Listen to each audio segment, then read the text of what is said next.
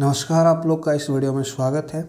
आज हम लोग पढ़ने जा रहे हैं पुनर्जागरण, रेनेसांस। ठीक है, ये रेनेसा क्या है, पुनर्जागरण क्या है, एक एक चीज़ को हम लोग टॉपिक वाइज कवर करेंगे। और यह जो वीडियो है, आप अगर आंसर राइटिंग वाले एग्ज़ाम में देने जा रहे हैं तो काफ़ी इम्पोर्टेंट होगा।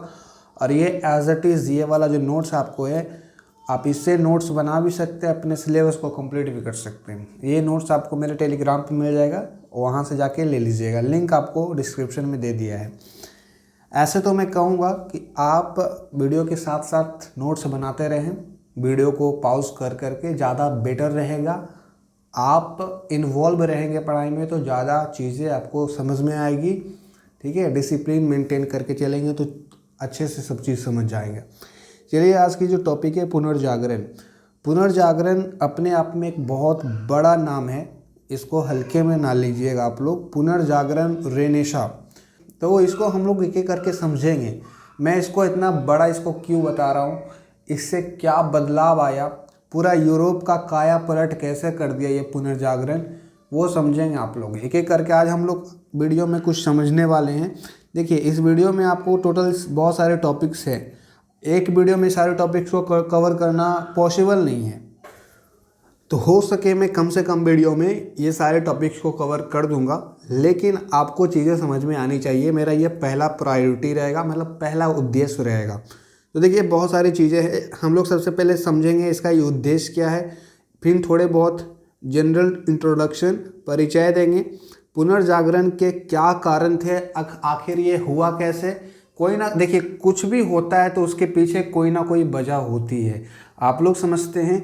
तो ये जो पुनर्जागरण हुआ, इतना बड़ा यूरोप में बदलाव आया अचानक से, इसके पीछे भी कुछ कारण होगी। तो कारण तो समझना सबसे इम्पोर्टेंट हो जाता है अपने आप में। और ये जो पुनर्जागरण हुआ था, उससे क्या क्या उसकी विशेषताएँ थी, ठीक है, जो कि ये पुनर्जागरण अपने आप में इतना बड़ा हो जाता है आगे चल के, और बहुत सारी परिवर्तनें लाता है, बहुत सारी चेंजेस होती है वर्ल्ड में पूरे। पुनर्जागरण को हम लोग विस्तार से समझेंगे। ये आपके लेसन का स्ट्रक्चर है, एक एक करके हम लोग पहला चैप्टर, सेकेंड, थर्ड, फोर्थ, इस तरह के चैप्टर्स दिए गए हैं, तो हम लोग एक एक करके समझेंगे। चलिए स्टार्ट करते हैं आज का उद्देश्य से।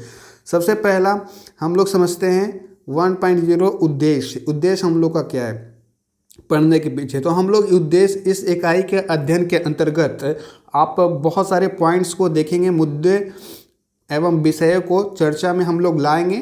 सारे मुद्दे पे हम लोग आसानी भाषा में आपको समझाने की कोशिश करेंगे। आपको ऐसा लगेगा नहीं कि आप इतने बड़े टॉपिक को इतनी आसानी से पढ़ रहे हैं, आपको बहुत आसान लगेगा। देखिए, सभी मुद्दों पे हम लोग बात करेंगे। ये कारण क्या हुआ था और कहाँ स्टार्ट हुआ, कैसे स्टार्ट हुआ, किसने स्टार्ट किया, इसकी क्या क्या विशेषताएं थे, इनका क्या क्या स्वरूप था, मतलब ये कैसे कैसे पनपा, फिर कैसे कैसे आगे बढ़ा यूरोप में, फिर इसका कैसे। देखिए, कोई भी चीज़ होता है तो एक जगह पर स्टार्ट होता है, फिर देखा इसकी करते करते पूरा जगह फैल जाता है। तो पूरे यूरोप में जितने भी कंट्रीज थी, सब जगह ये कैसे फैला, वो हम लोग देखेंगे। ठीक है, उसके बाद इसका क्या प्रभाव रहा और ये इसका क्या इम्पोर्टेंस है। अगर ये रेनेसा, ये पुनर्जागरण अगर नहीं होता तो यूरोप आज के टाइम में कितना बद से बदतर हाल में होता, वो भी बताएंगे। ठीक है, तो इसका प्रभाव महत्वपूर्ण, इम्पोर्टेंस भी जरूरी है, होना भी जरूरी था। उसके बाद पुनर्जागरण एवं आधुनिक युग की स्थिति, अभी कंपैरिजन भी लास्ट में कर लेंगे, पुनर्जागरण एंड अभी का जो यूरोप है उसमें क्या स्थिति चल रहा है। ठीक है, तो एक एक करके समझना है। सबसे पहले आपको परिचय मैं दे देता हूँ, क्योंकि बेसिक चीज़ें आपको पता होनी चाहिए। पुनर्जागरण होता क्या है, पुनर्जागरण का मीनिंग क्या है, ठीक है, तो वो बेसिक्स तो आपको पता होनी चाहिए। उद्देश्य आपने देख लिया, अभी परिचय देखते हैं। तो परिचय सबसे पहले ये देखिए, ये जो स्टार्ट हुआ था 15वीं सदी में हुआ था और चला था 18वीं सदी तक। तो 15th सेंचुरी से लेकर के 18th सेंचुरी तक ये आपका चला था, 18th सेंचुरी के मध्य तक, मतलब पूरा 18 सेंचुरी के बीच तक। आप लोग बस इतना याद रखिएगा, 15 से लेकर 18 सेंचुरी तक ये चला था। और हाँ, जिन लोगों का इंग्लिश मीडियम है, वर्ल्ड हिस्ट्री, वो भी इस वीडियो को ज़रूर देखेंगे।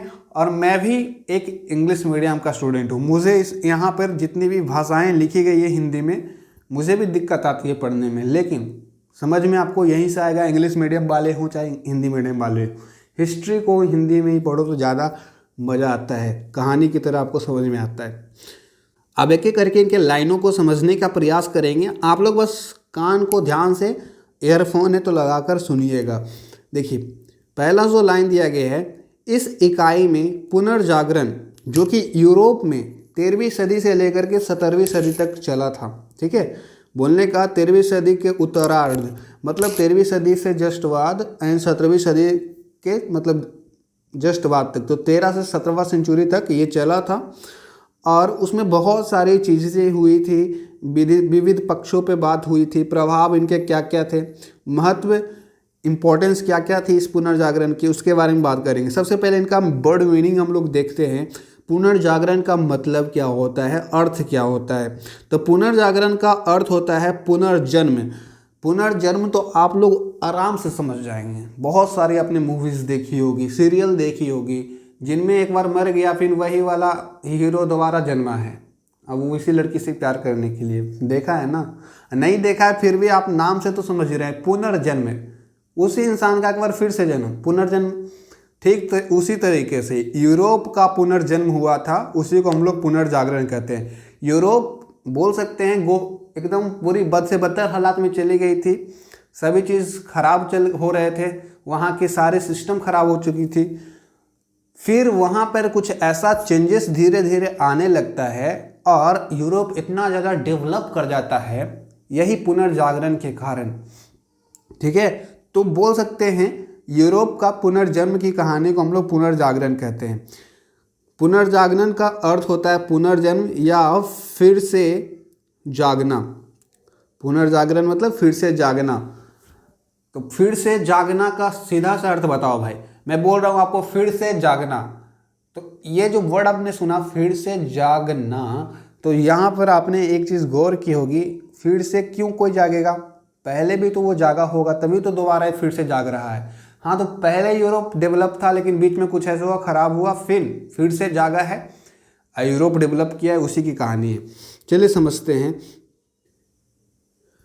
तो यूरोप में पुनर्जागरण से जागृत आई, वह पुनर्जागरण के नाम से जाना गया। इसका संबंध सांस्कृतिक तथा बौद्धिक विकास से था, जो यूरोप में 15वीं सदी में स्पष्ट रूप से दिखा। ठीक है, जो कि मैंने आपको बोला यह स्टार्ट हो चुका था 13वीं सदी में ही, लेकिन जो असली पिक्चर है, असली पुनर्जागरण बोल सकते हैं, जो मतलब दिखना शुरू हुआ, लोगों में फैलना शुरू हुआ, वो रियल मायने में देखा जाए तो 15वीं सदी से लेकर 18वीं सदी तक हुआ था। ठीक है, वही वाली बात लिखी गई है। 15वीं सदी में स्पष्ट रूप से दिखना शुरू हो गया था। इसी पुनर्जागरण ने यूरोप कंटिनेंट, आप लोग को तो पता हुआ ना यूरोप कंटिनेंट कौन सा है। ठीक है, तो जिनको मैप नहीं पता है यूरोप का, भाई वर्ल्ड हिस्ट्री छोड़ दो, नहीं समझ में आएगा, क्योंकि वर्ल्ड हिस्ट्री में आपको जर्मनी भी पढ़ाऊंगा, इटली भी पढ़ाऊंगा, मैप ही नहीं आपको पता है तो फिर कैसे वर्ल्ड हिस्ट्री पढ़ोगे? मैप वगैरह बैठे हो तो साथ लेकर बैठो, मोबाइल में खोल करके बैठो, कहीं पे भी मैप एक होना चाहिए यूरोप का खास करके। तो 15वीं सदी में स्पष्ट रूप से दिखा। इसी पुनर्जागरण ने यूरोप में आधुनिक काल को जन्म दिया। यूरोप जो पिछड़ा वर्ग कहलाता था, पीछे था, यही पुनर्जागरण है जिसके वजह से आज का जो यूरोप है कहीं ना कहीं इतना ज़्यादा जो डेवलप यूरोप है एज़ कम्पेयर टू इंडिया। बताओ इंग्लैंड कितना डेवलप है? बहुत ज़्यादा डेवलप है, कह सकते हैं ना। तो कहीं ना कहीं ये सारे डेवलपमेंट यूरोप के जितने भी कंट्री उठा लो बहुत ज़्यादा डेवलप है भाई। जर्मनी, इंग्लैंड, फ्रांस, जितने भी वहाँ पे, स्कॉटलैंड, स्वीडन, डेनमार्क, सभी इतने ज़्यादा डेवलप है। तो कहीं ना कहीं उसका श्रेय इसको भी जाता है, पुनर्जागरण को भी। ठीक, तो वही वाली बात यहाँ पर भी लिखी गई है। हेगल की यही पंक्ति काफ़ी युक्ति संगत प्रतीत होती है। बिना पुनर्जागरण कोई भी सुधार संभव नहीं है। पुनर्जागरण, no reformation is possible without renaissance. ठीक है, कहने का मतलब पुनर्जागरण आपको करना ही करना है, इसके बिना आपकी जो यूरोप की बद से बदतर हालात है वो आपकी ठीक नहीं होनी है, पुनर्जागरण करना ही पड़ेगा, ऐसा कहना था। और कहने वाले महान इंसान जो थे हेगल, नाम याद रखिएगा, काफ़ी इंपॉर्टेंट नाम है। अब देखिए जैसे जैसे ये पुनर्जागरण की धीरे धीरे विचार, जो आइडियोलॉजी था, धीरे धीरे जो विचार था सबके मन में पनपने लगा। अब आप ही देखो ना, आप पहले लोग बीजेपी को बहुत कम जानते थे, लेकिन जैसे ही मोदी जी जीते, बीजेपी का जो फैन फॉलोइंग पहले 10 मिलियन हुआ होगा वो 100 मिलियन हो गया होगा। ठीक है, तो जैसे ही रेनेसा पता चला, धीरे धीरे लोग जुटते गए, इस जो विचारधारा ये आया नया नया रेनेसा, उस पर लोग मिलते गए, जुटते गए, और साथ ही साथ इसको जो है आलोचनात्मक तरीके से विरोध भी किया गया। आप देखिए, जैसे कि मैं सीधा सा एक एग्जांपल लेता हूँ, ध्यान दीजिएगा आप लोग। जैसे कि बीजेपी की सपोर्टर्स भी हैं और उनको ट्रोल करने वाले भी ये दोनों हैं। वैसे ही रेनेसा के जो है ना, जैसे ही स्टार्ट हुआ बहुत सारे लोग ने इसको अपनाया। ठीक है, बहुत सारे लोगों ने अपनाया, लेकिन बहुत सारे लोगों ने इसको आलोचना भी की, कहा कि ये सही नहीं है, ये इससे कुछ नहीं होना है, इस तरीके की बातें आने लगी। तो बहुत सारी की विचारधाराएं पनपी। उसके बाद हम लोग देखते हैं मानव बंधनों से मुक्त होकर स्वतंत्र चिंतन की ओर अग्रसर हुआ तथा मानव जीवन के विभिन्न पहलुओं का अध्ययन आरंभ हुआ, जो उस युग की काल की साहित्य, दर्शन एवं विज्ञान आदि क्षेत्रों में प्रचलित हुआ। पुनर्जागरण का प्रारंभ इटली से हुआ था। इटालियन व्यापारियों के वाणिज्य व्यापार के कारण पश्चिम यूरोप का सबसे अधिक धन इटली के नगरों में केंद्रित था। अतः यही विद्या एवं ज्ञान का उत्थान हुआ और फिर उसी की चिंगारी Germany, France, Netherlands, Spain, Britain, Switzerland आदि देशों में फैल गई। यूरोप के आधुनिकता, मॉडर्न यूरोप, जो आज का यूरोप है, का आगमन हुआ। कालांतर में धर्म युद्ध आंदोलन से इसी जन्म लेने का अवसर मिला। अब इतना जो लाइन मैंने बताया, इसमें आपको बस इतना ध्यान रखना है कि ये जो पुनर्जागरण है स्टार्ट कहाँ से हुआ था। तो ये पुनर्जागरण जो है स्टार्ट इटली से हुआ था। इटली जो आप देखेंगे ये यूरोप का ही एक कंट्री है, और ये यूरोप का कंट्री जो है आप देखेंगे, आपने अगर यूरोप का मैप सही से अगर आपने देखा होगा तो वहाँ पे एक मेडिटेरेनियन सी है। मेडिटेरेनियन सी भूमध्य सागर के बगल में ही ये पड़ता है। ठीक है, जस्ट ऊपर है। तो इसका जो है पुनर्जागरण स्टार्ट कहाँ से हुआ था, तो ये जो हुआ था आपका इटली में हुआ था। याद रखिएगा, यहाँ पर वैसे लिखा गया है, नोट्स बनाना चाहे तो बना लें। अब ये स्टार्ट हुआ क्यों था, कारण में हम लोग समझेंगे। अब बस यहाँ पर लाइन ध्यान रखो कि इटली से स्टार्ट हुआ था और यहाँ पे स्टार्ट हुआ धीरे धीरे। देखो, Switzerland, Britain, Spain, Netherlands, France, Germany, चिंगारी, मतलब इसकी चिंगारी, पुनर्जागरण की चिंगारी इटली में स्टार्ट हुआ। धीरे धीरे धीरे धीरे देखा, हिस्की कहें या फिर कहें इसका प्रभाव इसके अगल बगल के देशों में, जैसे कि जितना भी नाम लिखा गया है, जर्मनी, फ्रांस, नीदरलैंड, स्पेन, सब जगह ये पुनर्जागरण फैल जाता है। अब जैसे ही फैलता है, पुनर्जागरण आ रहा है, धीरे धीरे देश बदल रहा है। इटली सबसे पहले बदला। इटली में उस समय बहुत ज़्यादा धन थी और वहाँ पे पुनर्जागरण शुरू होने की जितनी सुविधाएं चाहिए होती है वो सब थी। उनके पास साइंटिस्ट अच्छे अच्छे थे, उनके पास पोएट अच्छे अच्छे थे, उनके पास पढ़े लिखे लोग की कोई कमी नहीं थी इटली में उस समय। सभी कुछ वहाँ पे एक ऐसा वातावरण था, अनुकूल वातावरण था कि इस पुनर्जागरण को स्टार्ट होना ही था, इटली से ही होना ही था। और बाकी जगहों पे इस तरह का वातावरण नहीं था जहाँ इटली में इतना ज़्यादा सुविधा था। वहाँ पे अच्छे अच्छे पढ़े लिखे साइंटिस्ट लोग भी थे, बहुत तरह के वहाँ पे लोग थे। और वहाँ के बहुत तरह के जो लोग थे कहाँ से आए थे आपको थोड़ा देर बाद में बताता हूँ। ठीक है, एक्चुअली जो ये सारी चीज़ें हुई है ना, इटली से स्टार्ट हुई थी पुनर्जागरण। ये पुनर्जागरण इटली के लोग ने तो किया ही, इटली के बाहर बहुत सारे लोग इटली में आए थे और उन लोगों ने इसको स्टार्ट किया था पुनर्जागरण को। इटली वालों का रोल ज़्यादा नहीं था, इटली से बाहर के जो लोग थे उन सभी का बहुत बहुत ज़्यादा रोल था इस पुनर्जागरण को स्टार्ट करने में।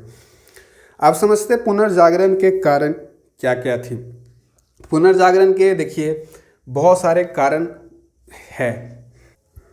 अब एक छोटा सा एग्जांपल लूँगा। आप जैसे कि कोई आपका भी दुश्मन होगा, आपका भी तो कोई दुश्मन होगा। अब वो तो आपका दुश्मन क्यों है, उसके पीछे भी बहुत सारे वजहें होंगी। कोई भी लड़का आपका दुश्मन क्यों हो जाएगा, आप ही बताओ। कोई भी व्यक्ति आपका दुश्मन क्यों हो जाएगा, उसके पीछे कोई रीज़न होगा ना। तो ये पुनर्जागरण जो हुआ है क्यों हुआ, उसके पीछे रीज़न होगा, और रीज़न एक दो नहीं होगा। ऐसे हमारे गांव में कहा जाता है कि एक मतलब कोई एक गलती करे तो उसको माफ़ कर दो, दो गलती करे फिर भी इग्नोर कर दो, लेकिन बार बार गलती करे फिर उसको एक्शन लेना पड़ता है। वैसे ही रेनेसा जो हुआ, पुनर्जागरण हुआ, इसमें कोई एक बार का चीज़ नहीं है, इसमें कोई एक कारण नहीं है, इसमें बहुतों कारण थी और बहुतों कारण से उब करके लोगों ने ये कदम उठाया और रेनेसा लाना बहुत ज़रूरी था और लाया भी। अब देखिए अनेक घटनाओं, ये वाला लाइन सबसे ऊपर वाला देखिए, अनेक घटनाओं, बहुत सारे कारणें थी, अनेक घटनाएं थी कि घात प्रतिघात पुनर्जागरण के रूप में उद्घटित हुआ। यही सब का रिजल्ट है कि पुनर्जागरण में उद्घटित हुआ। ये घटनाएं एक ही देश अथवा एक समय या एक व्यक्ति की उपज नहीं था, मतलब कोई एक देश, एक व्यक्ति या फिर कोई एक समय का उपज नहीं था। ये लोग जूझ रहे थे, यूरोप वाले बहुत दिनों से ये सारी चीज़ें झेल रहे थे, बहुत सारे लोग झेल रहे थे और बहुत देश झेल रहा था, बहुत समय से ये लोग झेल रहे थे, बहुत लोग झेल रहे थे। ठीक है, वही सारी बातें लिखी गई है। तो कोई एक व्यक्ति, कोई एक समय या फिर कोई एक देश का ये प्रॉब्लम नहीं था, सारे देश का प्रॉब्लम था और बहुत समय से ये लोग झेल रहे थे और बहुत लोग इससे प्रभावित थे। तो सभी लोग के मन में था कि यार कैसे, कब तक ऐसे चलेगा, कुछ तो करो। तो वही कर दिए इन लोग, पुनर्जागरण। समझ रहे। उसके बाद देखिए, वस्तुतः इन घटनाओं का प्रादुर्भाव समय समय पर भिन्न भिन्न देशों में, जिन्होंने धीरे धीरे पुनर्जागरण की पृष्ठभूमि की रचना की। अतः पुनर्जागरण अकस्मात न होकर के घटनाओं को एकजुट हो जाने पर हुआ, जिसने विभिन्न क्षेत्रों में ज्ञान, कला, साहित्य के क्षेत्रों में महत्वपूर्ण कार्य किए थे। इस परिवर्तन के निम्नलिखित कारण थे। अभी निम्नलिखित कारण क्या क्या थे वो देखिए। तो बहुत सारी चीज़ें हुई है। देखिए साहित्य की फील्ड में जो यूरोप के पहले के देश साहित्य, पढ़ाई लिखाई में जो पिछड़े थे, ये पुनर्जागरण आया, सब टॉपर हो गया। जो लड़का कला वगैरह, पेंटिंग वगैरह नहीं जानता था यूरोप वाला, मतलब पहले जानता था लेकिन इतना वेल डेवलप पेंटर नहीं था, अभी पुनर्जागरण आया, सब महान महान पेंटर हो गया। मोनालिसा वगैरह देख रहे हैं, उसे वो सभी बनने लगा। पहले के लोग उतना पढ़े लिखे नहीं थे, अभी जाएंगे इंग्लैंड में आप घूमने, सब इंग्लिश में बात करेगा, ऐसा ऐसा इंग्लिश बोलेगा कि आपका भारत का इंग्लिश और इंग्लैंड का इंग्लिश आर पार हो जाएगा। आप इंग्लिश पढ़े हैं भारत में, लेकिन इंग्लैंड वाला इंग्लिश आपको समझ में नहीं आएगा। तो बहुत एजुकेटेड हो गया ना। तो ज्ञान के फील्ड में, साइंस के फील्ड में भी पुनर्जागरण आने से बहुत ही ज़्यादा बोल सकते हैं बूस्टअप मिला, बहुत ही ज़्यादा बदलाव आया। देखिए कारण क्या था। पहला कारण व्यापार का उद्देश्य, दूसरा कारण धर्म युद्ध, तीसरा कारण कस्तूनिया पर तुर्कों का अधिकार, चौथा कारण मंगोल साम्राज्य का उदय, पांचवा कारण कागज एवं मद्रून का आगमन, एंड और भी बहुत सारे कारण यार। नगरों का उत्थान तथा मध्य वर्ग, आविष्कार एवं खोज की देन। सर्वप्रथम पुनर्जागरण इटली में ही क्यों हुआ था। तो मैं चाहता हूं कि ये जो है कारण पढ़ने से पहले कारण के भी पीछे का रहस्य जानना जरूरी है। ठीक है, तो आपके मन में भी तो सवाल उठता होगा ना कि ये जो पुनर्जागरण आप पढ़ा रहे हैं सर, आप ये बताइए कि ये इटली में ही क्यों स्टार्ट हुआ था, इटली के बगल वाले देश में काहे नहीं स्टार्ट हो गया। जैसे कि इटली के बगल में पड़ता है फ्रांस, ठीक है, मैप में आपने देखा होगा, नहीं देखा तो हम फोटो लगा दे रहे हैं, आप लोग देखिएगा, यही है फ्रांस। तो आप बोलेंगे फ्रांस में काहे नहीं स्टार्ट हुआ, इटली में ही क्यों, इटली में ऐसा क्यों था। तो मैंने थोड़ी देर पहले बताया था, इटली में ऐसी माहौल था भाई, वहाँ के पैसे की भी कोई कमी नहीं थी, वहाँ पे लोग विद्वान बहुत सारे लोग थे, और बहुत जगह से बहुत सारे विद्वान एक जगह इकट्ठा हो जाते हैं तो ब्लास्ट होना ही है, ठीक है। अगर हम बिहार में रहते हैं, बिहार में आप जानते हैं कितना विद्वान है, सब लड़ाइयाँ मार धाड़ करने में लगा रहता है। देखिए पढ़ने वाले भी लोग हैं लेकिन संख्या कम है बिहार में, लेकिन अगर 90% लोग बिहार में पढ़ने वाले लोग हो ना, बिहार तो ऐसे बदल जाएगा कि सोच आप कल्पना भी नहीं कर सकते। तो वही हुआ, इटली में पहले कोई नहीं थे, लेकिन बहुत जगह से लोग आते हैं, वहाँ पे इतनी ज़्यादा लोग इकट्ठे हो जाते हैं, एक विद्वान लोगों की झुंड बन जाती है ढेर सारी। अब वो उन लोग का दिमाग चलेगा तो कामें करेंगे। देखिए जिनके पास दिमाग होता है वो बैठे नहीं रहते हैं, एक्शन लेते हैं। आपके पास दिमाग है तो आप बैठे नहीं, आप पढ़ रहे हैं तो आपके पास भी दिमाग है। और जो लोग जिसके पास दिमाग नहीं है वो बैठा रहता है, आराम से टीवी, वेब सीरीज, फिल्म देखते रहता है। वही वाली बात है, इटली में बहुत सारे दिमागी लोग थे तो वो अब कुछ ना कुछ कारनामा करते रहते थे, और जहाँ पे पढ़े लिखे लोग होंगे वहाँ पे बदलाव तो आना जरूरी है। और बदलाव क्या था, पुनर्जागरण था। वही वाला देखिए, सर्वप्रथम पुनर्जागरण रेनेसा इटली में ही क्यों। इसके इतर अन्य कारण भी थे जिनमें पुनर्जागरण को यूरोप में आने का अवसर मिला। जैसा कि कारण हम लोग समझेंगे क्या क्या था। सबसे पहले यूरोप के इटली में पुनर्जागरण आरंभ हुआ, और वह Spain, Portugal, France, England, Germany, Switzerland, Netherland etcetera बहुत सारे देशों में फैल गया, ठीक है। इटली में 13वीं सेंचुरी से लेकर के 16वीं सेंचुरी के बीच की कला एवं साहित्य के क्षेत्र में बहुत ही ज़्यादा देखिए यहाँ पर हिंदी हमको समझ में नहीं आता लेकिन आप लोग के लिए पढ़ना पड़ता है। विस्मयकारी परिवर्तन हुआ, मतलब ये जो टाइम पीरियड दिया गया है, इन टाइम पीरियड में 13वीं सेंचुरी से 16वीं सेंचुरी के बीच में जो है बहुत ही ज़्यादा परिवर्तन, चेंजेस देखने को मिला। अनपढ़ लोग पढ़े लिखे हो गए, साइंस, बहुत सारे इन्वेंशन हुए, डिस्कवरीज हुई, खास करके कौन से क्षेत्र में, कला जो आप जानते हैं ना, आर्ट एंड क्राफ्ट, कला एवं साहित्य, जो किताब, ऑथर, पोएट, ये सारे क्षेत्र में खास करके इटली में बहुत ज़्यादा विस्तार हुआ, चेंजेस आए, बहुत ही ज़्यादा हुआ। उसके बाद स्थापत्य कला, मूर्ति कला, चित्रकला के क्षेत्र में भी बहुत ज़्यादा चेंजेस आए। उसके बाद वस्तुतः इटली में सर्वप्रथम पुनर्जागरण स्टार्ट हुआ, उसके निम्नलिखित कारण थे। इटली में प्राचीन रोम साम्राज्य के गौरवशाली ऐतिहासिक आवेश थे जो सदैव प्रेरणा स्रोत बना रहा। अब वर्ल्ड हिस्ट्री अगर पढ़ेंगे, वर्ल्ड हिस्ट्री में भी, अब वर्ल्ड हिस्ट्री में एंशिएंट वर्ल्ड हिस्ट्री जब आप पढ़ेंगे, कहने का मतलब जैसे कि हम लोग इंडिया में रहते तो इंडिया के हिस्ट्री में 3 पार्टों में बांटा गया है, एंशिएंट, मिडाइवल, मॉडर्न। तो वर्ल्ड हिस्ट्री में 3 पार्टों में बांटा गया है, एंशिएंट, मिडाइवल एंड मॉडर्न।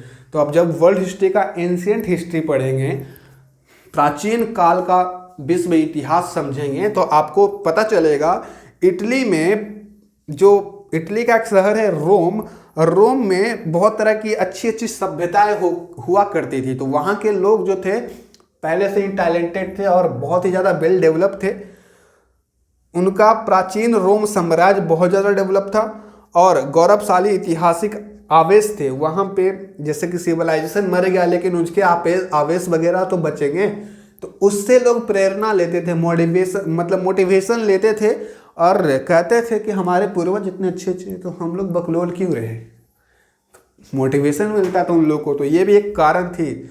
सदैव प्रेरणा स्रोत, मोटिवेशन मिलते रहता था। और क्या, सेकेंड में देखिए, इटली में प्राचीन यूनानी और रोम की मनवादी साहित्यों के अध्ययन की परंपरा प्राचीन काल से बनी हुई थी। मतलब इटली में ये जो साहित्य कला में पुनर्जागरण आया, साहित्य कला इतना ज़्यादा वेल डेवलप हो गया, इसके पीछे इसको भी हम लोग कारण कह सकते हैं कि इटली वाले लोग पहले से ही साहित्य के प्रेमी थे।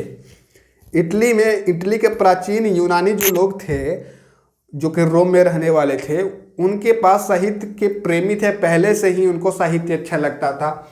अब जो चीज़ आपको अच्छा लगता है, जैसे कि मुझे यूट्यूब वीडियो बनाना अच्छा लगता है, आपके लिए मैं वीडियो बनाता हूँ तो मुझे अच्छा लगता है, तो मैं प्रेमी हूँ यूट्यूब का।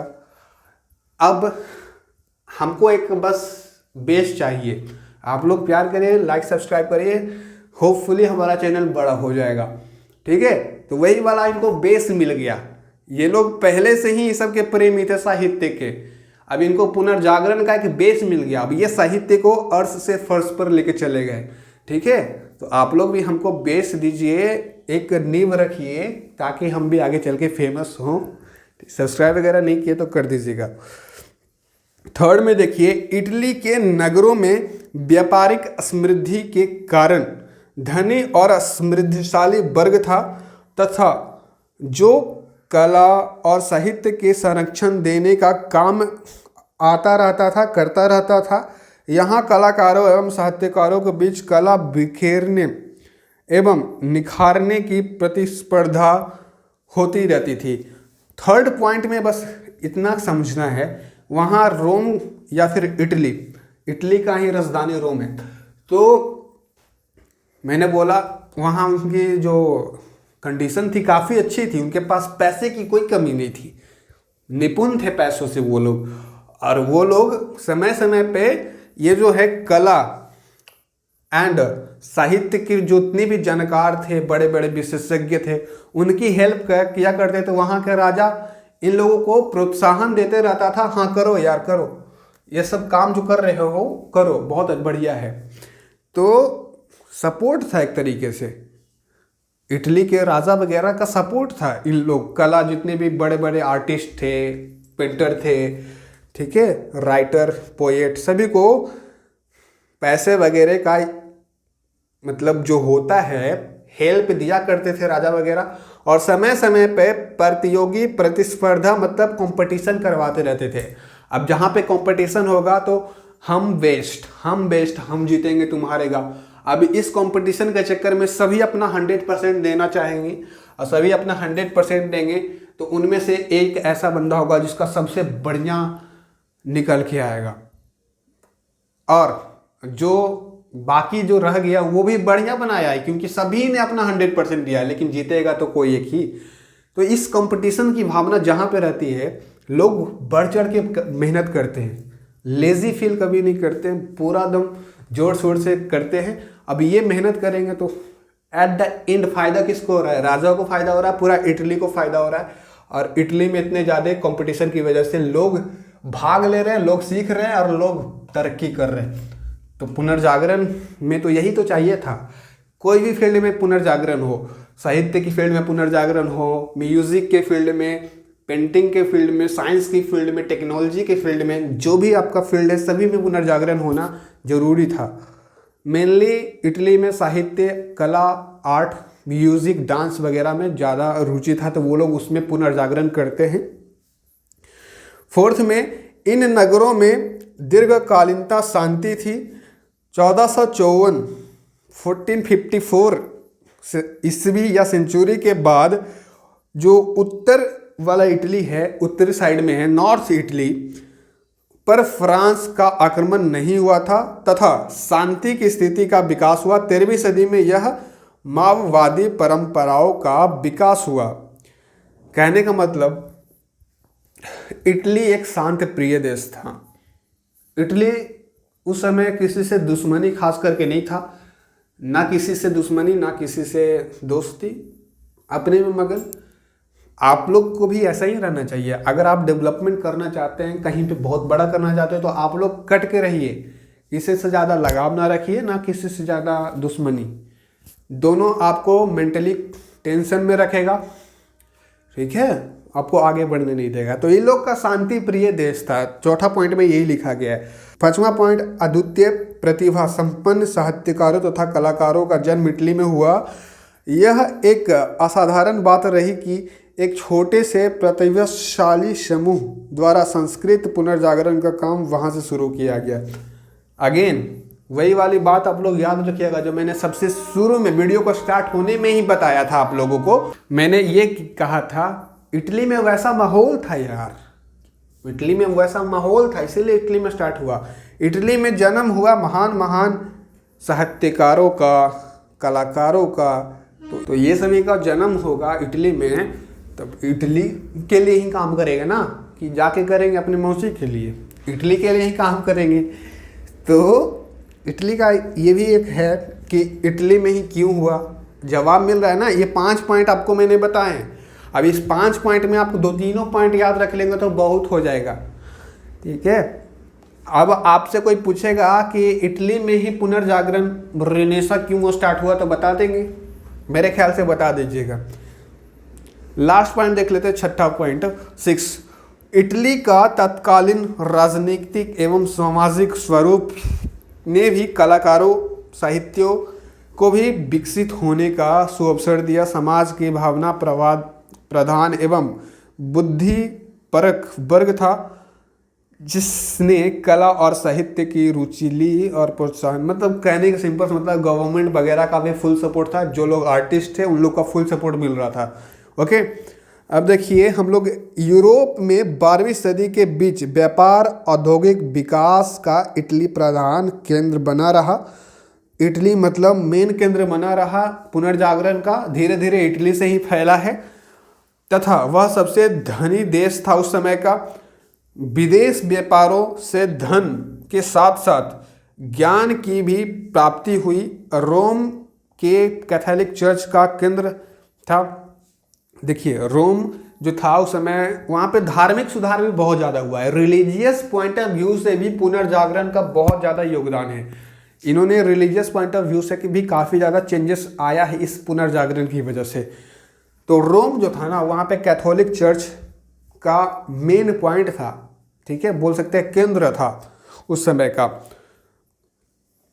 और बहुत सारी चीज़ें, वही सारी चीज़ें जो मैंने बता दी वहाँ लिखा गया है। देखिए यहाँ प्राचीन लैटिन ग्रंथों का संग्रह हुआ करता था। प्राचीन भाषा जो लैटिन भाषा है जो हम लोग यूज़ करते हैं, हमारे साइंस की किताब में लिखा रहता है कि ये जो कोई, जैसे कि कोई भी वर्ड हो जाता है बायोलॉजी में, वहाँ पे फिर बता दिया जाता है ये हमारा वर्ड लैटिन से लिया गया है, इसका मतलब ये होता है, इसका मतलब ये होता है। साइंस की किताबों में कोई वर्ड डिफिकल्ट होता है तो उसको हम लोग करते हैं तो लैटिन लिखा आता है बार बार। तो लैटिन भाषा भी यहीं से लिया गया, इटली वगैरह रोम वगैरह से, तो बोल सकते सारी चीज़ें लिखी गई है। इटली में पुनर्जागरण की शुरुआत पेट्रार्क से मानी जाती है। अगर आपसे पूछे इटली में भी कहाँ से, जैसे कि इंडिया में भी बहुत सारे जगह है ना, यूपी है, बिहार है, इस तरह का, तो इटली में भी कहाँ से, तो पेट्रार्क यहाँ पर नाम लिखा गया है, जिसे प्राचीन साहित्य के अध्ययन पर बल दिया है। उससे पश्चात विकेशियो आदि ने कार्य को आगे बढ़ाया। इसी प्रकार कला क्षेत्र और में Michael Angelo, Leonardo Vinci, Raphael, Donatello आदि ये सभी महान महान व्यक्ति हैं। अब इनका नाम नहीं भूलिएगा, रेनेसा करने में इन लोग का नाम जो है बोल सकते हैं लीडर का रूप इन्होंने बताया था, ठीक है। साहित्य, इतिहास एवं राजनीति शास्त्र में प्लेटो ने, मतलब ये सभी फील्ड में इन लोगों का योगदान है। प्लेटो हो गए, गुशियार हो, डीनी हो गए एंड मैकियावेली आदि ने अन्य योगदान दे करके इटली में पुनर्जागरण की आधारशिला को सुदृढ़ किया, मतलब मजबूत किया, इरादा मजबूत किया और उसको फिर आगे भी ले गया, ठीक है। पुनर्जागरण की विशेषताएं समझने से पहले आपको कारण मैं बता देता हूं। अब ये पॉइंट जो मैंने बताया, सर्वप्रथम पुनर्जागरण इटली में ही क्यों हुआ, आपको समझ में आया। आज का वीडियो हम लोग बस कारण समझेंगे, उसके बाद खत्म करेंगे। तो कारण समझते हैं एक एक करके। देखिए कारण बहुत ही अच्छा है। कारण में भी हम लोग समझते हैं पहले धर्म युद्ध एंड कुस्तुनतुनिया पर तुर्कों का अधिकार। कुस्तुनतुनिया को इंग्लिश में कॉन्स्टेंटिनोपल कहते हैं। कॉन्स्टेंटिनोपल जो था उस समय में तुर्क का क्या हुआ करता था, राजधानी हुआ करता था कॉन्स्टेंटिनोपल, या फिर हिंदी में ही उसको बोलते हैं क्या, कुस्तुनतुनिया। यही है ना, सही से तो पढ़ रहा हूँ मैं, चलो आप लोग बताना सही है कि गलत। तो कुस्तुस्तुनिया का एक इतिहास है। अब जैसे कि देखिए कुस्तुस्तुनिया पर तुर्कों का अधिकार, तो तुर्कों का अधिकार कैसे हो जाएगा, लड़ाई वगैरह किया होगा तभी होगा अधिकार। तो ये एक बहुत भयंकर लड़ाई हुआ था उस समय में। वैसे इसका मैंने एक और वीडियो बना रखा है, लेकिन वो समरी वीडियो है, ये लॉन्ग वीडियो होगा। जिनके पास टाइम है वो लॉन्ग वीडियोस पढ़ेंगे, जिनके पास एग्जाम में बिल्कुल भी टाइम नहीं है वो शॉर्ट वीडियो को पढ़ना है। फिर मैं बोल रहा हूँ, आप जब वर्ल्ड हिस्ट्री का एंशियंट वर्ल्ड हिस्ट्री पढ़ेंगे तब आपको बेंजेंटाइन एम्पायर पढ़ाया जाएगा। उसमें बताया जाएगा बेंजेंटाइन एम्पायर कितना ज़्यादा बड़ा था। तो क्या हुआ ना, बेंजेंटाइन एम्पायर अपने आप पे उस समय पे बहुत ही ज़्यादा शक्तिशाली देश था, बहुत जगह देशों में फैला हुआ था। और ये जो पूर्वी रोम है पूरा बहुत जगह फैला हुआ था, मैप में लगा देता हूँ, ठीक है। तो देखिए इतना बड़ा था। फिर लेकिन उस समय धीरे धीरे बेंजेंटाइन एम्पायर का जो हालात था खराब होता गया, कमज़ोर होता गया। और ये जो तुर्क वाले जो लोग थे, ओटमन एम्पायर वाले जो लोग थे, मुस्लिम जो लोग थे, वो लोग धीरे धीरे हावी होते गया, इन लोग पावरफुल होते गया। जो पावरफुल होगा वही जीतेगा।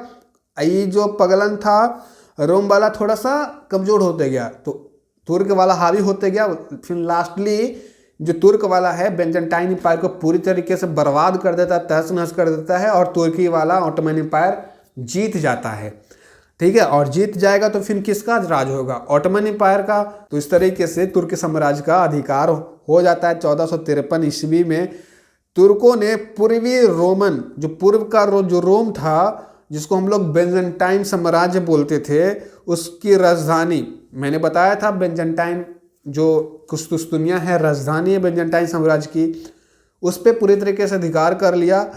अब इस अधिकार करने से क्या क्या फ़ायदा हुआ देखिए, इससे पूर्वी रोमन साम्राज्य सदैव के लिए पतन हो गया, मतलब Byzantine empire ta-ta bye bye finish हो गया। इससे पश्चिम यूरोप में ज्ञान का ज्ञानोदय हुआ, और जो नव युग को लेकर आया कुस्तुस्तुनिया पर तुर्कों का अधिकार से निम्नलिखित परिणाम निकले।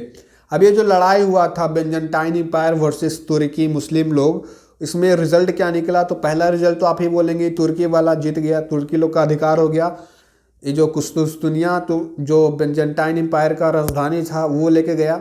अब मेन राजधानी लूट लिया, तो बचा क्या यार, जैसे कि इंडिया का राजधानी क्या है, कैपिटल क्या है, तो बोलेंगे न्यू दिल्ली, नई दिल्ली।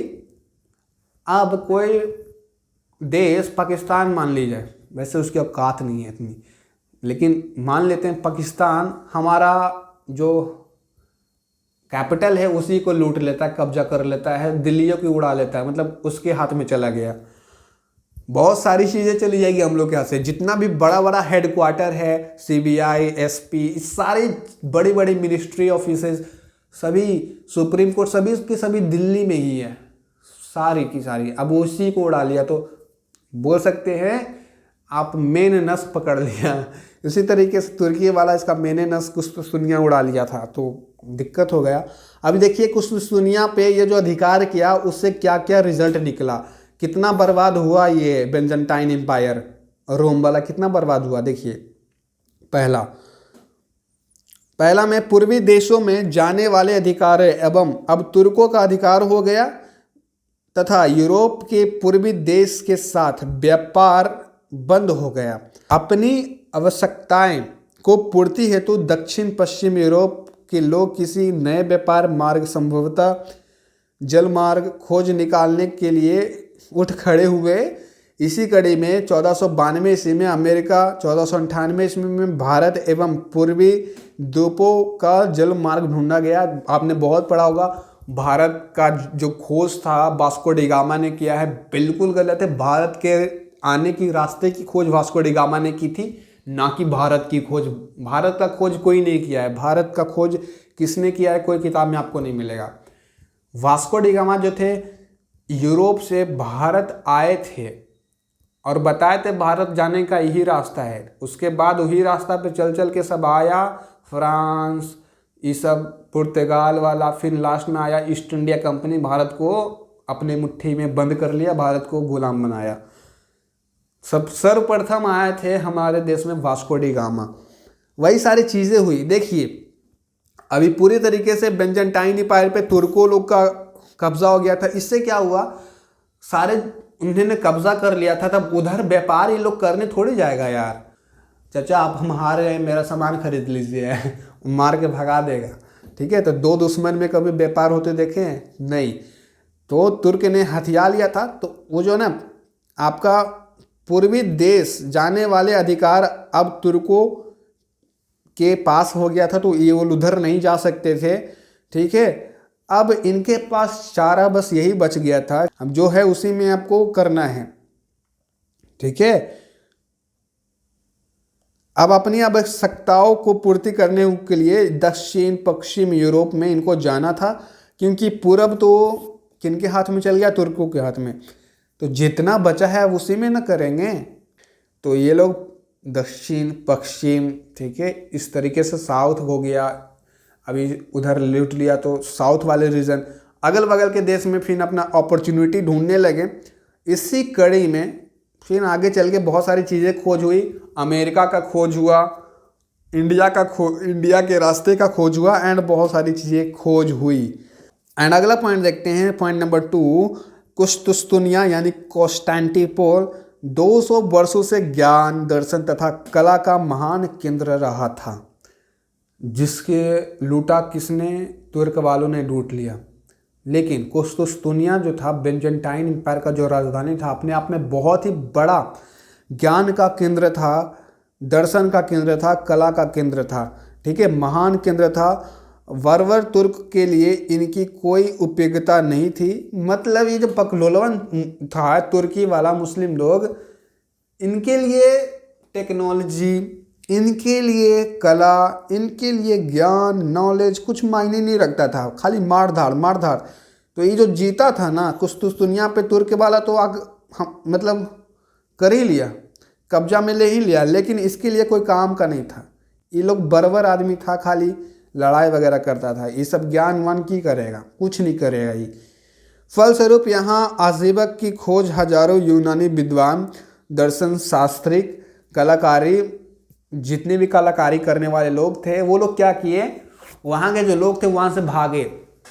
बोला वहाँ के जो कुस्तुस्तुनिया में लोग रह रहे थे, उन्होंने कहा अभी तो हम लोग पे बेंजाइंटाइन एम्पायर हुआ करता था, अभी तुर्क वालों ने हम पे कब्जा किया है, लेकिन ये जो तुर्क वाला कब्जा किया है सभी के सभी बकलोल है, खाली लड़ाई तलवार मार धाड़ करता है, कोई काम उम इसको ध्यान नहीं देता है, कला को सपोर्ट नहीं कर रहा है, ये सारी चीज़ें ये लोग नहीं करता था। तुर्क वाले जितने भी लोग था, ठीक है, तुर्किश एम्पायर, खाली लड़ाई वगैरह, कला क्या होता है, नॉलेज क्या होता है, कुछ मतलब नहीं। तो वहाँ के जो लोग थे उस समय के कॉन्स्टेंटिनोपल में जो महान लोग थे, वो लोग भाग के इटली आए। अब इटली में पहले से ही महान लोग थे, और उधर से कॉन्स्टेंटिनोपल कुस्तुस्तुनिया से भी लोग भाग करके इटली में आए। अब बहुत सारे महान लोग हो गए, क्योंकि इटली में पहले से ही महान लोग थे, साहित्यकार थे, बहुत ही कला के निपुण लोग थे। अब कुस्तुस्तुनिया वाले भाग के कहाँ आए, इटली में आए, इटली के रोम में आए। अब वहाँ पे ढेर सारे लोग विद्वान जुड़ गए। विद्वान जुड़ जाएंगे तो क्या होगा, ब्लास्ट होगा, बदलाव आएगी, पुनर्जागरण होगा। कौन कौन से क्षेत्र में, इतिहास, भूगोल, राजनीति शास्त्र, मतलब हिस्ट्री, ज्योग्राफी, पॉलिटिकल साइंस, दर्शन शास्त्र, विज्ञान, साइंस, सभी चीज़ों में विकास हुआ। ठीक है, बदलाव आए। उनके साथ ज्ञान, विज्ञान एवं चिंतन शैली, ये सभी चीज़ें इन देशों में आई, इन देशों में पनपा और आगे बढ़ के बहुत ज़्यादा बड़ा रूप लिया। अकेले कार्डिनल ने 800 पांडुलिपियों के साथ लेकर इटली आया। मतलब 800 पांडुलिपियों को लेकर के, उनका नाम याद रखिए, कार्डिनल ने लेकर के इटली में आया। इतिहास, भूगोल, राजनीति शास्त्र, दर्शन, विज्ञान विषयों का अध्ययन प्रचलित हुआ। वही वाली बात है, ब्लास्ट हुआ। बहुत सारे ज्ञानी लोग इटली में आके इकट्ठा हो गए थे। अब आगे देखते हैं दूसरा, ये पहला कारण था, हालांकि यहाँ पर 3 है, लेकिन मैं इसको सबसे पहले पढ़ाया हूँ। अब आगे देखते हैं धर्म युद्ध। उस समय धर्म युद्ध भी हो रहा था। धर्म युद्ध को इंग्लिश में क्रूसेड्स बोलते हैं, क्रूसेड्स। तो धर्म युद्ध 11वीं सदी के अंत में फिर शुरू हुआ था, और 13वीं सदी तक ये चला था। ठीक है, पश्चिम एशिया से ईसाई धर्म के पवित्र स्थान जेरूशलम की मुक्ति के लिए मुसलमानों के साथ युद्ध हुआ था, जो धर्म युद्ध क्रूसेड कहलाया। मैंने बताया ना, इसको धर्म युद्ध को इंग्लिश में क्रूसेड कहते हैं, CRUSADES। ओके, तो ये धर्म युद्ध नाम से ही पता चल रहा है धार्मिक युद्ध होगा, मुस्लिम अच्छा, ये अच्छा, ईसाई अच्छा, इस तरह का। ठीक है, तो ये 11वीं सदी से 11वीं सदी के अंत में बोल सकते हैं 12वीं से 13वीं सदी तक चला। कहाँ चला? अंत तक पश्चिम एशिया में ईसाई धर्म के पवित्र स्थान जेरूशलम से लेकर के मुक्ति के लिए मुसलमानों, तो ईसाई मुसलमानों के बीच में ये लड़ाई हुआ था। ठीक है, सैलुजक तुर्क जिसको बोलते हैं, मुसलमानों को के साथ युद्ध हुआ था। और इस युद्ध में क्या हुआ? यह युद्ध पोप की अध्यक्षता में हुआ। उस समय जो थे चर्च के जो हेड हुआ करते थे, पोप हुआ करते थे, और पोप अपने आप में बाबा गिनाते थे, मतलब अपने आप को बहुत बड़ा समझते थे। मतलब पोप का क्या काम है? आप ही बताओ, इंडिया में जो मंदिर में पुजारी रहता है उसका क्या काम है? पूजा करवाना, शादी करवाना, हवन करवाना, यही सब ना। कि वो डिसीजन लेगा, बड़ा बड़ा डिसीजन लेगा कि देश में ये सब होना चाहिए, ये सब होना चाहिए। बाबा रामदेव जो हमारे इंडिया में हैं, क्या उनके पास इतना पावर है कि वो डिसीजन लेके बिहार में इतना बड़ा डैम बनेगा, ये बनेगा? नहीं है उनके पास डिसीजन। लेकिन उस समय जो वहाँ के पोप थे, चर्च के जो हेड हुआ करते थे, उनके पास इस तरह की पावरें थी जो कि वहाँ की जनता को बिल्कुल मतलब बेतुका लगा, बकवास लगा, बोला ऐसे नहीं चलेगा। इनको धार्मिक इंसान है, पोप हैं, फादर हैं, इनको थोड़ा कायदे में रहने के लिए बोला जाए, बीच में हम लोग के गवर्नमेंट में ये लोग दखल अंदाजी ना करें। तो वही सारे लोग अपना प्रोटेस्ट वगैरह करते हैं। देखिए, यह युद्ध लगभग 200 वर्षों तक चलता रहा। उसमें आगे लिखा गया, पश्चिम यूरोप के लोग इन युद्ध के कारण पूर्व के बेंजंटाइन साम्राज्य तथा तुर्कों का संपर्क में आए। अब यही सब के कारण, धर्म युद्ध के कारण बेंजंटाइन एम्पायर, तुर्क के बीच में थोड़ा बहुत तनाव शुरू हो गया था। उसके बाद लिखा गया, वहीं पूर्वी देश में अरबों ने यूनान एवं भारत से बहुत सब चीज़ें सीखा है। मतलब यहाँ से लोग आहर बाहर के जो लोग कंट्रीज थी, भारत हो गया या यूनान हो गया, यहाँ से लोग सीखते रहते थे क्या वहाँ पे हो रहा है, कैसे कर रहे हैं, भारत के लोग क्या कर रहे हैं। तो चीज़ें सीखना चाहिए। आपको भी मैं बोलता हूँ, आप अपने दुश्मन से भी कुछ उनकी जो अच्छी क्वालिटी है वो भी अपने अंदर सीखिए, अपने दोस्त से भी कुछ अच्छी क्वालिटी सीखिए, इवन अपने बड़े बड़े जो फेमस लोग हो चुके हैं उनकी क्वालिटीज़ भी थोड़े बहुत अंदर लाइए, सीखते रहिए बस। तो वहाँ के यही सब था, सीख रहे थे वो लोग इधर उधर से। ठीक है, वही वाली बात लिखी गई, वही पूर्वी देश में अरबों ने यूनान एवं भारत से बहुत सभी चीज़ें सीखा। अरबों से यूरोपियों ने ज्ञानार्जन किया। अरस्तु का वैज्ञानिक ग्रंथ अरबी अंक, बीज गणित यानी मैथमेटिक्स, दर्शन यंत्र एवं कागज पश्चिम यूरोप में धर्म युद्ध का माध्यम से ही पहुँचे हैं। ये धर्म युद्ध के माध्यम से ही इधर से उधर ये पहुँचा है। ठीक है, इस प्रकार इन धर्म युद्धों ने नवीन विचारों का प्रसार करा, मतलब प्रसार हुआ, लोगों के बीच में ये ख्याल आया तथा प्राचीन विचारों, विश्वासों एवं संस्थाओं की क्षति पहुंचा करके महत्वपूर्ण कार्य किया। इतना ही नहीं, यूरोप के लोग भौगोलिक विचारों में भी पर्याप्त वृद्धि हुई। उन्होंने भी नवीन मार्गों की जानकारी प्राप्त की, नए नए देश संपर्क में आए। तो बोल सकते हैं कि धर्म युद्ध भी होना अपने आप में एक बहुत ज़्यादा जरूरी काम था। जो पोप वगैरह को इतना ज़्यादा पावर था, फादर लोग जो चर्च में पूजा करवाए उनके पास बहुत पावर था, लेकिन पावर वगैरह छीना गया। जो भी धार्मिक चीज़ें थी उन पे अंकुश लगाया गया, चीज़ें बदली। धर्म युद्ध भी अच्छा था, लेकिन धर्म युद्ध पे अगर आप डिटेल में वीडियो देखना चाहते हो तो मैंने एक वीडियो बनाया है, वो जाके जरूर देखिएगा। ठीक है, उसका लिंक मैं डिस्क्रिप्शन में दे दूंगा, आई बटन में भी मिल जाएगा। अब देखते हैं, ये धर्म युद्ध देख लिया हमने, अब देखते हैं व्यापार का उदय। पुनर्जागरण का सबसे बड़ा कारण माना जाता है व्यापार, बिजनेस, इंडस्ट्री, ट्रेड। ठीक है। तो व्यापार का उदय कैसे हुआ था? पुनर्जागरण का सबसे बड़ा कारण व्यापार का उदय था। तो धर्म युद्ध के कारण इंडस्ट्री, उद्योग, बिजनेस, व्यापार, ट्रेड, ये सभी चीज़ें में वृद्धि हुई। इसके कारण शहरों का उदय हुआ और उनका महत्व बढ़ने लगा। बहुत सारे शहर के लोग देखने लगे, वाह वाह इटली तो बवाल किले हैं, हम भी करेंगे। तो वही सब देखा, इसकी में धीरे धीरे महत्व बढ़ने लगा। बहुत सारे शहरों का उदय हुआ। शहर का वातावरण स्वतंत्र होता है और व्यापारियों का उद्देश्य सामंत प्रथा और उसके आदर्शवादी समर्थक चर्चों से लड़ना था। सामंतवाद क्या है? आप फेडरलिज्म इसको बोलते हैं हिंदी में। सामंतवाद वो था, मतलब कोई एक इंसान जिसके पास हजारों बीघा खेत है, जस्ट उसके बगल वाला इंसान उसके पास एक कट्ठा भी नहीं है, तो सामंतवाद यही होता है।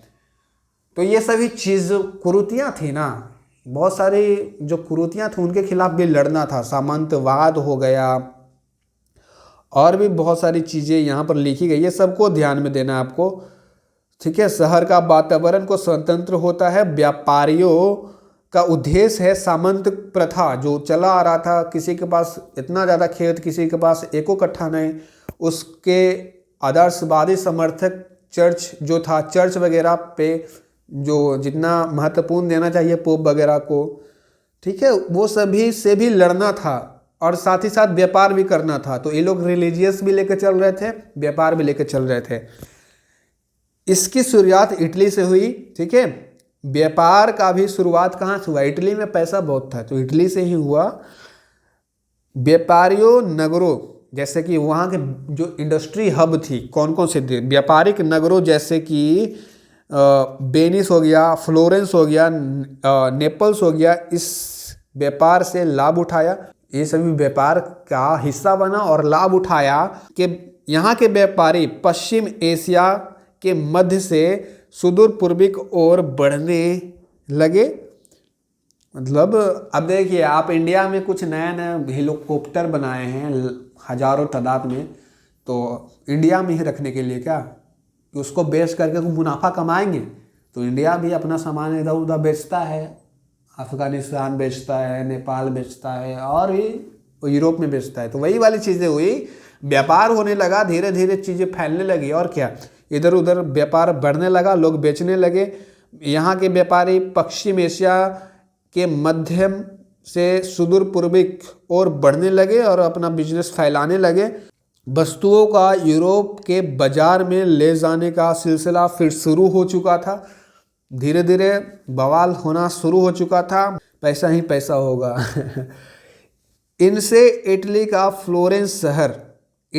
फ्लोरेंस शहर का पुनर्जागरण का सबसे बड़ा केंद्र हो। तो याद रखिएगा, ये वाला मैंने शायद नहीं डिस्कस करा, लेकिन मैंने आपको बताया पुनर्जागरण कहाँ से स्टार्ट हुआ, तो आप बोलेंगे इटली से। इटली में भी कहाँ? फ्लोरेंस से। फ्लोरेंस में एक जगह था, आप थोड़ा देर पहले मैंने बताया था, अभी मेरे दिमाग से वो निकल चुका है, तो आप लोग वीडियो को पीछे करके देख लेना।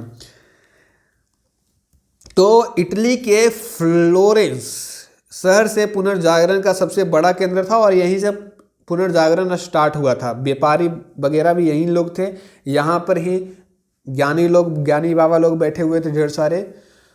बड़े बड़े मालदारों एवं महाजनों का यहाँ पर अड्डा था। क्या था? अड्डा था। वहाँ के दो बड़े बड़े बैंक कंपनियाँ थी उस समय की बात कर रहा हूँ, यानी कि 15वीं सेंचुरी की मैं बात कर रहा हूँ। तो दो बड़े बड़े बैंक कंपनियाँ थी, एक था स्ट्रेशो, दूसरा था मेडिसी। स्ट्रेशो मेडिसी ने कलाकारों एवं विद्वानों को मतलब ये बैंक था और ये कलाकारों विद्वानों को क्या दिया? सहायता राशि वगैरह, पैसा वगैरह छोट मोट दिया। अब व्यापारियों एवं जनसाधारण मतलब आम लोग, पब्लिक को अब विद्यार्जन का अवसर मिला, मतलब पढ़ाई लिखाई एजुकेशन फैसिलिटी मिलने लगी। इंडिया में भी बहुत प्रॉब्लम है यार, सरकारी स्कूल में पढ़ाई नहीं होती है, लेकिन पुनर्जागरण अगर इंडिया में आ जाए ना, सरकारी स्कूल में ना ऐसे ही लग जाएगा। आता ही नहीं है, इंडिया में भी पुनर्जागरण लाना पड़ेगा लगता है। तो वही वाली बात है, जो जनसाधारण लोग थे उनको विद्या मिलने लगा, विद्या का अवसर मिला। प्रसिद्ध पुस्तकालय, वहाँ के प्रसिद्ध पुस्तकालय लाइब्रेरी हुआ करती थी उस समय, 15वीं सेंचुरी की बात कर रहा हूँ, 1500 के बाद के समय का। जैसे कि बगदाद लाइब्रेरी बोल सकते हैं, पुस्तकालय, काहिरा, कोरडोवा इटिसी आदि से विद्या से वंचित लोग जो थे, गरीब जो लोग थे, तो वो भी विद्या प्राप्त कर रहे थे, लोग एजुकेटेड हो रहे थे। अब लोग एजुकेटेड होंगे तो इटली तो बवाल मतलब ग्रोथ करेगा ना, ग्रोथ की कोई सीमा नहीं होगी, जितना एजुकेटेड लोग होंगे उतना ज़्यादा ग्रोथ होगा। व्यापारी वर्ग ने चर्च की कड़ी को आलोचना की, चर्च के जो पोप थे उनकी आलोचना की, चर्च शुद्ध ब्याज आदि का विरोध करता था। मतलब चर्च वाले जो लोग थे, वही वाला बात है, पोप को क्या काम है, पूजा वगैरह करवाएं, ओ माय गॉड, शादी वगैरह करवाएं, आप बताओ ना, इनका काम क्या है, पूजा वगैरह करवाना। तो वही विरोध वगैरह करने लगते थे। तो अतः व्यापारियों ने इनका विरोध किया। बड़े बड़े बिजनेस इंडस्ट्री लोग बोले आपका क्या काम है, पूजा करवाइए चुपचाप, हम लोग के बिजनेस जैसा चल रहा है, ग्रोथ हो रहा है, होने दीजिए, आप बीच में टांग न लड़ाइए। तो व्यापारियों ने इनका विरोध किया। तो ये व्यापार का उदय, इंडस्ट्री वगैरह बहुत ज़्यादा रोल प्ले किया और सबसे बड़ा कारण है भाई, इसको याद रखना। और भी सभी कारण इंपॉर्टेंट है, यही नहीं कि यही सबसे बड़ा कारण, ये भी बड़ा कारण है। ये तो आपका हिस्ट्री बताता है कि स्टार्ट कैसे हुआ। सबसे पहला कारण आप इसको बोलेंगे, ठीक है। और बहुत सारे कारण हैं। मंगोल साम्राज्य आपने सुना होगा, मंगोल, चंगेज खान, सुना है ना, इसकी भी हिस्ट्री काफ़ी ज़्यादा है। तो देखिए मंगोल के बारे में थोड़ा सा देख लेते हैं, डिटेल में नहीं जाएंगे, जो लिखा है बस उतना देखते हैं। 13वीं सेंचुरी की बात है, 13वीं सदी में चंगेज खान की मृत्यु हो जाती है। मंगोल साम्राज्य का सबसे खतरनाक बादशाह चंगेज खान की मृत्यु हो जाती है। उसके पश्चात काबुली खान, मतलब इसका सक्सेसर कौन था, इसके मरने के बाद ये गद्दी संभालता है कुबलई खान, जो भी इसका नाम है यार। कुबलई खान ने एक विशाल एवं शक्तिशाली साम्राज्य की स्थापना की। चंगेज खान का भी बाप कह सकते हैं, मतलब बहुत ही इन्होंने विशाल एवं शक्तिशाली साम्राज्य की स्थापना की। इसमें रूस, पोलैंड, हंगरी आदि प्रदेश शामिल थे, समझ रहे हैं। चंगेज खान इंडिया के जस्ट ऊपर वाला जो भाग है, चाइना के ऊपर मंगोलिया आप सुनते होंगे नाम, ठीक है। आज भी आप देखेंगे चाइना के ऊपर का एक राज है जिसको बोलते हैं मंगोल, तो वहीं से। अब मंगोल का साम्राज्य बहुत बड़ा था, इसमें आज का जो रूस है उतना बड़ा रूस, पोलैंड, हंगरी, ये सभी देश इस मंगोल एम्पायर का हिस्सा था उस समय। तो सोच सकते हैं कितना बड़ा एम्पायर हुआ गया, कितना ज़्यादा इनका बड़ा एम्पायर था। इतना ही नहीं, पोप के दूत, भारत के जो बुद्धिज़्म बौद्ध थे, पेरिस, चीन एवं इटली के दस्तकार जो थे, भारतीय गणितज्ञ, मैथमेटिशियन जो थे, एवं जो ज्योतिषी थे, ज्योतिषी चारिक भी दरबार में बड़ी संख्या में थे। मतलब जितनी भी नामें मैंने ली बड़े बड़े लोगों का, वो सभी मंगोल के दरबार में हुआ करते थे। अब सोच सकते कितना तगड़ा इनका दरबार होगा। जैसे कि हमारे इंडिया की बात की जाए तो हमारे इंडिया में एक चंद्रगुप्त मौर्य बहुत ही बड़े शासक बनते हैं और उनके पीछे योगदान रहता है चाणक्य का। तो समझ सकते हैं चाणक्य जैसे विद्वान इनके पास बहुत थे। तो इनका साम्राज्य इतना बड़ा क्यों था, आप सवाल नहीं करेंगे, आप समझते होंगे, बच्चे नहीं हैं फिलहाल। इसके पूर्व एवं पश्चिम का वास्तविक संपर्क हुआ। इसके कारण क्या हुआ ना, पूर्व एवं पश्चिम का मतलब मिलन हुआ, प्रेम हुआ, मतलब बोल सकते संपर्क में आए। इससे पहले पूर्व पश्चिम के लोग आपस में मिलते जुलते नहीं थे, संपर्क में नहीं थे, लेकिन अभी पूर्वी दुनिया और पश्चिमी दुनिया का संपर्क हुआ, विचारों का आदान प्रदान हुआ। अब आप दो दोस्त मिलते हैं तो वो अपना थोड़ा सा ठाउट आपके सामने रखता है, आप अपना विचार उसके सामने रखते हैं, दोनों दोस्त का विचार आदान प्रदान करते हैं कि नहीं। तो वही दो दोस्त मिलते थे तो आदान प्रदान होता था, ठीक है। वेनिस यात्री मार्को पोलो काबुली खां के दरबार में 1272 ईस्वी में आया था। ये ऑब्जेक्टिव में पूछता है। वेनिस का एक यात्री था, वेनिस, ठीक है, जिसका नाम था मार्को पोलो। वो काबुली खां के दरबार 1272 ईस्वी में आया था। अब देखते हैं कागज एवं मुद्रण का आगमन। उस समय पे कागज, मुद्रा, पैसा वगैरह का बात हो रहा है, तो कागज मुद्रण का आगमन हुआ।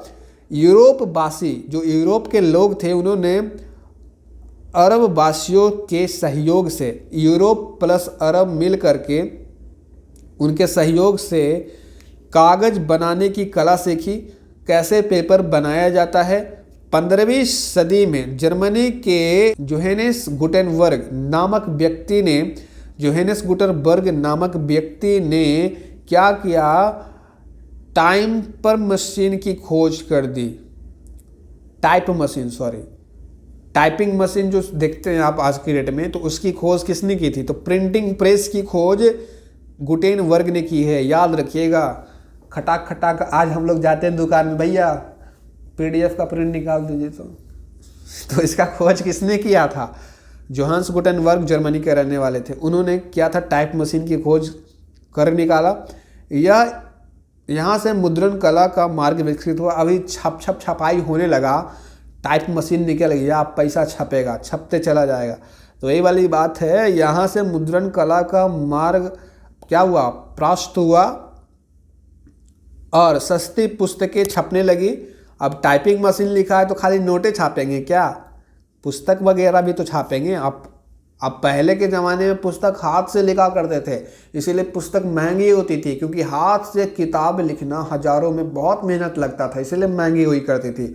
अब आ गया प्रिंटिंग प्रेस, टाइप मशीन, ऐसे रखा, टाइप खटा हो रहा है, तो उसके कारण, टाइपिंग मशीन के कारण काम आसान हो गया, किताबें भी सस्ती हो गई, छपकर जनता में बिकने लगी। अब किताबें सस्ती हो जाएगी तो आम नागरिक, गरीब से गरीब लोग खरीद सकता है, ठीक है।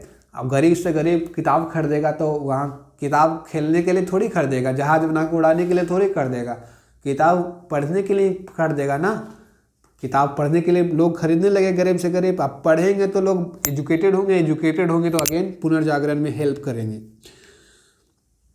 निम्नलिखित आंकड़ों मुद्रण विकास को दर्शाते हैं। ये कुछ आंकड़ा है, ठीक है, नंबर से जो देख सकते हैं आप लोग। पहला है 15वीं सदी के पूर्वार्ध, मतलब 15वीं सदी के जो बाद संपूर्ण यूरोप में हस्तलिखित उपलब्ध पुस्तकें लगभग 1 लाख से ज़्यादा बिकने लगे। अब आपसे मैं सिंपल सा एक सवाल करूँगा, 1 लाख किताब आप हाथ से लिखेंगे तो कितना दिन लगेगा? और वही 1 लाख किताब अगर आप प्रिंटिंग प्रेस से छापेंगे तो कितना दिन लगेगा? देखिए कितना लाइफ आसान हो गया। मुद्रण में 50वें वर्ष तक के भीतर, मतलब लगभग 50 साल लगे, लगभग 90 लाख मुद्रा इन्होंने बना लिया। Oh my God. थर्ड में देखते हैं, इरास्मस की पुस्तक की हाथों हाथ बिक्री 2500 हुई। यूरोप के 18 देशों में 236 छापखाने बने, एक छापखाना खुल गया, उसी का कॉपी 2 छापखाना बना। मतलब देख रहे हैं, फैक्ट्री खोल दिया छापने वाला। पहले अभी प्रिंटिंग प्रेस का की नहीं खोज हुआ, प्रिंटिंग प्रेस का 236 फैक्ट्री खोल दिया, जहाँ पर प्रिंटिंग प्रेस का काम हुआ करता था। 18 देशों में 236 फैक्ट्री खोली, छापखाने खोले, जिनमें से 200 केवल वेनिस में ही थे। समझ रहे हैं, 200 फैक्ट्री तो सिर्फ वेनिस में था और बाकी जो 36 था इधर उधर अदर कंट्रीज में था। मुद्रण कला ने जनता को जागृत कर दिया। प्रसिद्ध विद्वान विल ड्यूरा ने लेखन कला के पश्चात मुद्रण कला का सबसे बड़ा आविष्कार माना है। मतलब लेखन कला के जस्ट बाद, लेखन कला सबसे बड़ा आविष्कार है, उसके बाद मुद्रण कला भी बड़ा आविष्कार है, ऐसा कहना है। जिससे बौद्धिक चेतना को सर्वाधिक विकसित किया है, बौद्धिक चेतना में प्रभाव डाला है। इस बौद्धिक आंदोलन से इतिहासकारों ने, जिसको हम लोग क्लासिज्म का नाम दिया है, ठीक है। क्लासिज्म एक टॉपिक होता है अपने वर्ल्ड हिस्ट्री में। तो मुद्रण कला जो हुआ, बदलाव सारी हुआ, उसी को क्लासिज्म कहते हैं। ओके। देन एक है नगरों का उत्थान तथा मध्य वर्ग। पूर्वी देश के साथ व्यापार ने इटली एवं पश्चिम यूरोप के उपहार स्वरूप नगरों का विकास किया। ऑब्वियस ही बात है, व्यापार होगा तो आसपास के जहाँ पे भी व्यापार होगा सभी कंट्री विकसित करेंगे। भारत पाकिस्तान से व्यापार करेगा तो भारत को थोड़ी फ़ायदा होगा, पाकिस्तान में बेच रहे हैं तो पाकिस्तान सामान खरीद रहा है तो वो लोग भी यूज़ करेंगे, उन लोग का भी फ़ायदा हुआ ना। तो फ़ायदा सब जगह होता है, वही वाला फ़ायदा है। नगरों का उत्थान हुआ, जहाँ व्यापार एवं उद्योग का जमावड़ा लगने लगा, सभी जगह फैलने लगा व्यापार। धनी वर्ग शिक्षित एवं विद्वानों का संरक्षण देने लगे। जो बड़े बड़े धनी लोग थे वो लोग काफ़ी अच्छे थे, छोटे छोटे लोग को कोऑपरेट करने लगे, सहायता करने लगे पैसे से। विविध सभाओं का आयोजन किया गया, सत्य का अन्वेषण शुरू हुआ, तर्क की अवधारणा, वैज्ञानिक चिंतन का विकास हुआ, मध्य वर्ग एवं शिक्षित लोग का बढ़ावा मिला। फलस्वरूप मानववाद का विकास में बल मिला एवं मानववाद मतलब ह्यूमैनिटी, लोगों के विचार में विकास मिला। इस देश में ड्यूक ऑफ मांडुओन एक शिक्षा केंद्र खोला। ड्यूक ऑफ मांडुओन ने एक शिक्षा केंद्र इंस्टीट्यूट खोला। कहने का मतलब है नगरों का उत्थान तथा मध्य वर्ग। कहने का मतलब ये पुनर्जागरण बहुत अच्छा था, इससे साइंस के फील्ड में काफ़ी ज़्यादा इम्प्रूवमेंट मिला। ठीक है, बड़े बड़े लोग छोटे छोटे लोग को हेल्प करने लगे। फलस्वरूप मानववाद, ह्यूमन लोग अच्छे हो गए यार, पढ़े लिखे लोग हो गए। अब मध्य वर्ग के लोग पैसा कमा के ऊंचे वर्ग बन गए। बहुत सारी चीज़ें हैं, आप लोग नोट डाउन करना चाहें इसमें तो कर लीजिएगा। आविष्कार एवं खोज की देन है। देखिए उस समय इटली में बहुत सारे लोग इकट्ठा हो गए थे, विद्वान हो गए। तो विद्वान क्या खेलने के लिए, लूडो खेलने के लिए थोड़ा बैठे हैं, आविष्कार करेंगे ना। तो बहुत सारे आविष्कारें वहाँ पर हुई थी। विभिन्न आविष्कारों एवं खोजों ने पुनर्जागरण को प्रभावित किया। मतलब मान ले जाए प्रिंटिंग प्रेस का, जैसा कि अभी थोड़ी देर पहले हमने देखा गुटेनबर्ग ने किया खोज, उससे क्या प्रभाव हुआ। पहले जो लोग हाथ से 10 किताब 100 दिन में लिखते थे, अब वही 10 किताब 2 सेकेंड में छाप लेंगे। तो सोच सकते हैं आविष्कार, डिस्कवरी, इन्वेंशन का कितना बड़ा रोल रहा होगा इस पुनर्जागरण में। वही वाली लाइन यहाँ पर है। विभिन्न आविष्कारों एवं खोजों ने पुनर्जागरण को प्रभावित किया। बारूद के आगमन ने, बारूद के गोला, अब बारूद का गोला आम आदमी थोड़ा यूज करेगा। बारूद के आगमन ने सैन्य व्यवस्था, आर्मी वगैरह को काफ़ी ज़्यादा मजबूत किया, आमूलचूल परिवर्तन किया। इसके कारण मध्ययुगीन सामंती प्रणाली का अंत हुआ, सामंतवाद अंत हुआ, शक्तिशाली राजतंत्र का विकास हुआ, डेमोक्रेटिक कंट्रीज धीरे धीरे बनने लगी, और जो पुरानी कंट्रीज राजा वगैरह का बाजा बजने लगा, कानून वगैरह नए नए पनपने लगी। कंपास की खोज हुई। कंपास कितना ज़्यादा इम्पोर्टेंट है, कंपास के माध्यम से ही लोग पहले का डायरेक्शन पता करते थे, नॉर्थ इधर जा रहा है, साउथ इधर जा रहा है। तो कंपास की खोज हुई, जिससे समुद्र यात्रा, जो लोग वास्को डी गामा ये सब थे, कंपास वगैरह लेकर चलते थे, नहीं तो उनको पता नहीं, भूला उला जाएगा, इतना बड़ा समुद्र है पैसिफिक ओशियन ये सब। तो कंपास यात्रा वगैरह ट्रेवलिंग में काफ़ी ज़्यादा हेल्प करता था। कंपास की खोज से क्या हुआ, यात्रा ट्रेवलिंग में आसानी हुई। तो देख रहे हैं आविष्कार, इन्वेंशंस, ये सभी चीज़ें बहुत हेल्प की है पुनर्जागरण में। रोजर वेकन के प्रयोग करो ने इन क्षेत्रों में अधिक भूमिका अदा की। रोजर वेकन ने बोला था प्रयोग करो। ठीक है, और भी लाइन है, एक लाइन ये है कि कॉपरनिकस, गैलीलियो, न्यूटन, नाम सुन रहे हैं, न्यूटन जो सेव वाला गिरता है तो लॉ बन जाता है, वही वाला न्यूटन है। तो कॉपरनिकस, गैलीलियो, नाम बहुत बड़ा है, न्यूटन इटीसी, इनके ये बहुत महान साइंटिस्ट थे। तो आविष्कारों ने नई सोच लाई और इनके आविष्कारों ने बहुत ही ज़्यादा पुनर्जागरण में हेल्प किया। अब इन सभी जितना भी हमने पिछले 1 घंटे 10-15 मिनट में समझा है, उसको आप लोग समझेंगे तो पुनर्जागरण बस इतना ही है। अब पुनर्जागरण अपने आप में बहुत बड़ा जागरण है। इसके माध्यम से यूरोप अर्थ से फर्श पे पहुंचा है, इतना बड़ा बदलाव है, बहुत ज़्यादा अच्छा हुआ। मैं तो कहता हूँ इंडिया में भी वैसा हो जाए तो बड़ा मज़ा आ जाए। लेकिन इंडिया में पुनर्जागरण हो रहा है। इंडिया पहले बहुत गरीब था यार, आज के डेट में हम लोग का जीडीपी ठीक चल रहा है। ठीक है, आज से 100 साल पहले के सोचो इंडिया कितना ख़राब था। लेकिन हम लोग चाहते हैं इंडिया और ग्रो करे, चीज़ें अच्छा हो। ठीक है, वो होगा, आने वाले समय में हो जाएगा। फिलहाल आज की वीडियो में इतना ही है। कल की वीडियो में हम लोग क्या समझेंगे, ये जो पुनर्जागरण हुआ इससे क्या क्या प्रभाव हुआ, क्या क्या लोग फायदा हुआ, क्या क्या मतलब आउटकम निकला, रिजल्ट क्या था, उसको समझेंगे। फिलहाल आज के लिए इतना ही। Thank you for watching. Video अच्छा लगा तो शेयर करें, लाइक करें, सब्सक्राइब करें। Thank you.